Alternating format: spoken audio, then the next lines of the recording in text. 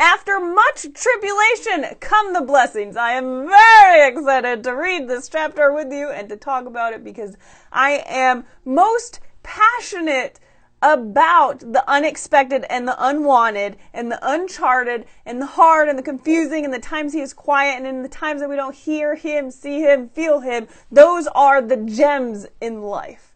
I believe in that solely, wholly, completely. Why am I on right now in the middle of the day? Great question. Happy lunchtime. Remember I was telling you that I redid this add-on bonus room. I painted it because it was so dreadfully dark wood everywhere. But we didn't really have internet that reached this bonus room that is above the garage. Well, we bought an internet extender and I'm testing it out right now because we just set it up. So I wanted to go live to see where I'm at with internet, because the best way to test internet is to do a live stream. But I'm also mostly excited, again, because this is my favorite thing to talk about ever. After much tribulation comes the blessings. We are going to read right now. Surprise! Mostly to check out my feed. So if it does pause or get choppy or get weird, please let me know, because this is a test run on my new internet in our new added bonus room that does not get internet. But we're going to read my favorite thing. And I want to preface this first with a story that I think of often. My really good friend. Now, this was before we moved back to Arizona for the second time. And before we moved back a second time, this is my child's toy, but it's fun to squish in your hand. The first time we left Arizona, I was devastated and I didn't fully Sorry, that was an alarm that went off, not the internet. Because I feel like I left my heart there. I was not ready to leave yet. And I was kind of not loving where I was, which was New York for the first time. I didn't love it here. I had a hard time living here the first time we all came back because I felt like I wanted to be somewhere different. And then my friend, she does move to Arizona, the place where I so desperately wanted to be at that time. And she was FaceTiming me and she was showing me her home, and it was so beautiful. I would have gave a lot to be in her home in the state I was ripped away from. And then she confided in me. She goes, "Al, I have been crying every day for like 2 weeks. I hate it." She says she hated her house. She hated being in Arizona. She wanted to be somewhere different. And I'm thinking, what I would give to be you right now. Like, what? Now, not only was I thinking that, but a part of me was thinking, 2 weeks? You were crying every day for 2 weeks? That's a long time. And I remember thinking, how could you be this upset? This is so awful. How could you be upset for this long when you don't even know what's coming because of it? How can you be upset for this long when you don't even know what's right around the corner? That you haven't even allowed yourself to have the opportunity of what's going to happen next. You have no idea. What if it's your favorite thing? And I remember thinking, if only I could have those calming thoughts and perspective when I am asked to go through something I do not want, right? It's so much easier to say that in other people, but when it is something we do not want, we are asking those questions. That's just what we do. When we don't want it, we reject it. Maybe not reject it by not doing it, but maybe we emotionally reject it because we don't want it. You know what I mean? And so I'm going to only read half of this chapter. I'm not going to read all of it, and I'm not even going to do the history and context of it. I will do that in a separate video because I really just want to focus on the concept of after all of this, after the trial, after the unwanted, the unexpected, the uncharted, the longer than anticipated, come blessings. So we're just going to read verses 1 through 33. So that's a really good chunk of scripture we're going to get of our day still. But this whole chapter is 65 verses. So it really is just happens to be a good half. We'll do history and context, part 2 of this chapter. Let's read because there's a lot of really great realizations, perspectives, and promises that we should be reminded of in those moments where we just don't want it. We don't want what he is asking of us. We don't want what seems like we are being given. Let's read. Let's read Doctrine and Covenants 58. Hearken, O ye elders of my church, and give ear to my word, and learn of me what I will concerning you. Really great first verse to make this about you. Hearken, give ear to my word, learn of me what I will concerning you. Learn what he wants from you. Right off the bat, verse 1, it's already deeply about you and what he's asking of us. All right, verse 2, verily I say unto you, blessed is he that keepeth my commandments, whether in this life or in death. And he that is faithful in tribulation, the reward of the same is greater in the kingdom of heaven. Ye cannot behold with your natural eyes for the present time the design of your God concerning those things which shall come hereafter, and the glory which shall follow, the glory which will follow after much tribulation. So almost the same exact thing I was trying to explain in my story with my friend who moved. We don't even know what's coming. We don't even know where this path is going to lead us. How can we reject it so much or be this upset when we just don't know what's coming? And he's telling us what's coming. Great glory is what's coming. For after much tribulation come the blessings. Wherefore the day cometh that you shall be crowned with much glory. You will be crowned with much glory. The hour is not yet, but nigh is at hand. Remember this, which I tell you before, that you may lay it to your heart. Lay this in your heart. Receive that which is to follow. Behold, verily I say unto you, for this cause I have sent you, that you might be obedient, that your hearts might be prepared to bear testimony of the things which are to come, and also that you might be honored. I love this. Be honored in laying the foundation and bearing record of the land upon which the Zion of God shall stand. Don't you love that? Be honored to lay down foundation, to be part of it all. You should be honored to be part of all of this. Isn't that a fun little jab to the heart? Also, that feast of fat things might be prepared for the poor, yea, a feast of fat things of wine on the least, well refined, that the earth may know that the mouths of the prophets shall not fail. The promises we are working towards will not fail. Yea, a supper of the house of the Lord, well prepared. You're going to notice a lot of prepared. It's all in past tense, meaning Heavenly Father has already spent the time, the love, the work, the effort into preparing the absolute best ever created. It's already there. Because coming and returning and receiving is just as important as it was coming. I'm so excited. I'm stuttering. Prepared. It's already there because receiving and returning is just as important as it was for us to come.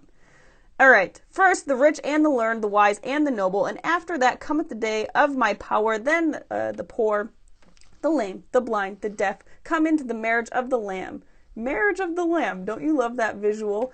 Partake of the supper of the Lord. Partake of the supper of the Lord. Prepared For the great day to come, behold, I, the Lord, have spoken it, and that the testimony might go forth from Zion, yea, from the mouth of the city of the heritage of God. We're going to, the next few verses, a little bit of history and context, but not too much, and then we're going to loop back to more action-packed, powerful verses. For this cause I have sent you hither, and have selected my servant Edward Partridge, the first bishop of the church, and have appointed unto him his mission in this land. But if he repent not of his sins, if he's not changing, which are unbelief and blindness of heart, what could blindness of heart be like for us? What does that look like in our life right now? Let him take heed lest he fall. Behold, his mission is given unto him, and it shall not be given again.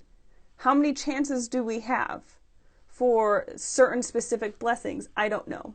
Luckily, the amount of chances we have to change and turn to him are limitless right now. So that's great. Good news. And whosoever standeth in the mission is appointed to be a judge in Israel, like as it was in ancient days, to divide the lands of heritage of God unto his children, to judge his people by the testimony of the just, and by the assistance of his counselors according to the laws of the kingdom, which are given by the prophets of God. For verily I say unto you, my law shall be kept on this land. Let no man think he is a ruler, but let God rule. I love the word let. Are we letting? That is my alarm that somehow is not being turned off. Sorry. Okay. It's saying my daughter's bus is coming and get outside, but Ben is doing that. Let God rule. Allow ourselves the opportunity to have him take over, to take us somewhere better, to lead us to those things which he has prepared, the things that are already there that he has fully intended for us to receive. Let God rule. How do we do that? Well, embracing the unexpected, seeing our seasons through, or like how we started off this live is are we letting ourselves linger longer in us being upset, rejecting in what we think we are receiving? According to his counsel of his own will, or in other words, him that counseleth or sitteth upon the judgment seat. Let no man break the laws in the land, laws of the land, for he that keepeth the laws of God hath no need to break the laws of the land. Wherefore be subject to the powers that be, until he reigns, whose right it is to reign. Subdue all enemies under his feet.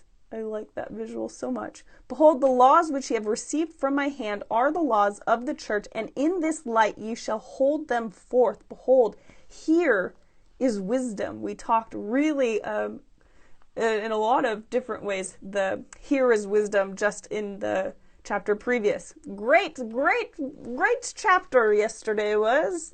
Where am I now? I don't know. I don't know where I am. Oh, and now as I spake concerning my servant Edward Partridge, the bishop, this land is in the land of his residence, and those whom he has appointed for his counselors, and also the land of the residence of him who I have appointed to keep my storehouse. So we talked several chapters ago, the bishop's storehouse, and how that came to be and still is now. Wherefore let them bring their families to this land, as they shall counsel between themselves and me. So include him in your counseling of your life and in your decisions. Cool. For behold, it is not meet that I should command in all things. He's not supposed to be here to tell us everything. He wants us to work it out and then bring it to him. We're not supposed to sit idle and he brings everything in our lap. Although, wouldn't that be great? That would be nice. It's not meet for him to command us in all things. For he that is compelled in all things, the same is slothful. This is, how many people need this reminder? Well, I do often. It's just like, I'll do whatever you want me to do. Just tell me what you want me to do. But he doesn't tell us everything. He doesn't give us everything. We have to problem solve. He wants us to work it out. He wants us to use the greatest gift that he fought for us coming here, which is our agency unto ourselves. And if we don't, if we are expecting everything, every answer and every first step to be given us, he's saying that, well, you're just slothful, and not a wise servant. Wherefore he receiveth no reward. How many times do I tell you the adversary gets to me the most effectively is by getting me to stand still. This is almost exactly what this is. When we are standing still, another word for that is slothful. Another word for that is apparently not a wise servant, which it's true. So get moving, make decisions, make movements, and then the most guidance will come when we are in movement.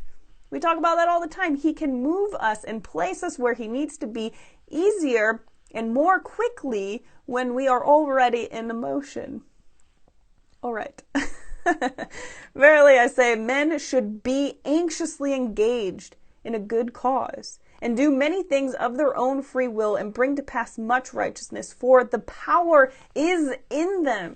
The power of you to do great things and receive great things is in you. Verse 28.